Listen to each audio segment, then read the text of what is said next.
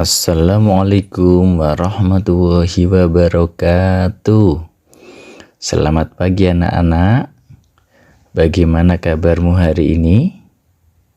Apakah kalian sudah sarapan? Apakah kalian sudah melaksanakan sholat subuh? Oh ya, baik. Terima kasih. Ya anak-anak, pada pertemuan hari ini Pak Guru akan menerangkan mengenai cahaya dan sifat-sifatnya.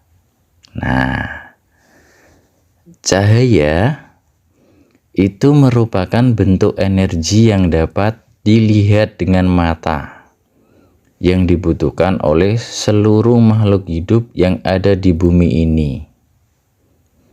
Misalkan untuk tumbuhan, cahaya itu dimanfaatkan untuk proses fotosintesis dan juga untuk manusia dan hewan. Tanpa adanya pancaran cahaya, maka kita tidak bisa melakukan aktivitas apa-apa. Nah, cahaya itu dapat memancarkan sebuah sinar. Nah, sinar itu tentunya berasal dari benda-benda yang bisa memancarkan cahaya. Itu dinamakan sumber cahaya. Sumber cahaya itu dibagi menjadi dua. Yang pertama, sumber cahaya alami seperti cahaya sinar matahari, bintang, maupun kunang-kunang.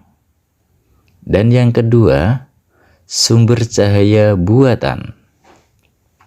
Misalkan lampu listrik, senter, lilin, lampu penerangan jalan, lampu minyak, dan yang lain. Nah, itu tadi adalah pengertian dari cahaya.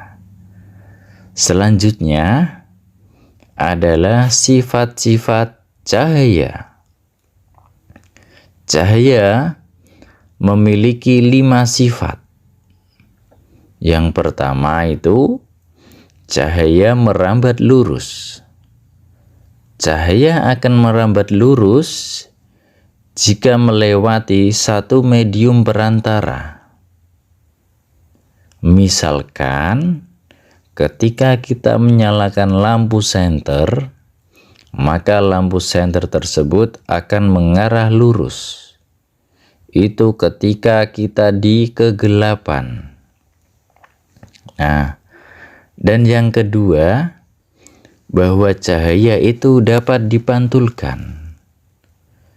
Cahaya dapat dipantulkan ketika memiliki permukaan mengilap seperti cermin dan juga air. Pemantulan cahaya itu dibagi menjadi 2. Yang pertama namanya pemantulan teratur.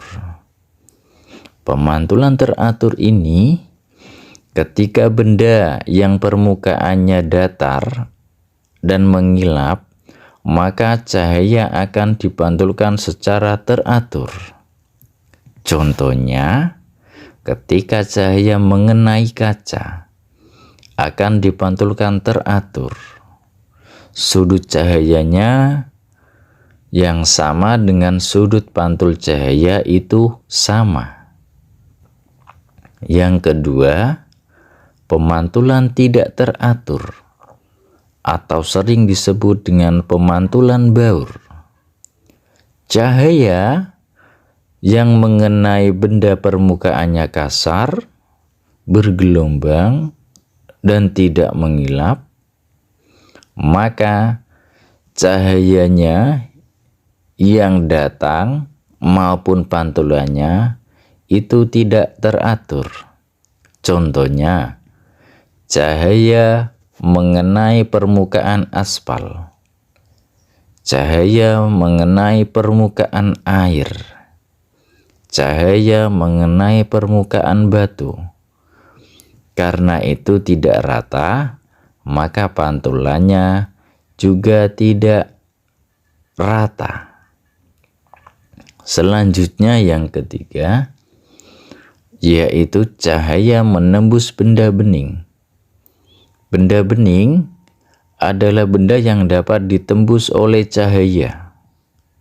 Contohnya, kita menyalakan senter diarahkan ke plastik atau gelas yang bening, maka cahaya dapat terlihat tembus. Selanjutnya, yang keempat, sifat cahaya itu dapat dibiaskan. Nah, dapat dibiaskan di sini itu ketika cahaya tersebut melewati dua medium yang berbeda atau dua zat yang berbeda. Contohnya, sebatang pensil yang dicelupkan di dalam gelas yang berisi air, maka dari samping akan terlihat pensilnya patah. Padahal kenyataannya pensil tidak patah. Contoh yang lain adalah ikan di akuarium. Ketika ikan sudah di dalam akuarium yang berisi air, maka ikan akan terlihat lebih besar. Padahal sebenarnya ikan tidak besar. Selanjutnya yang kelima, sifat cahaya dapat diuraikan. Nah, penguraian cahaya ini disebut dengan dispersi. Nah, jadi dispersi ini adalah cahaya putih dari matahari yang bertemu dengan titik-titik air nanti akan membentuk cahaya yang berwarna-warni, yaitu merah, jingga, kuning, hijau, biru, nila, dan ungu. Contoh kejadian ini adalah terbentuknya pelangi. Demikian materi hari ini yang bisa Pak Guru sampaikan. Pak Guru ucapkan terima kasih. Wassalamualaikum warahmatullahi wabarakatuh.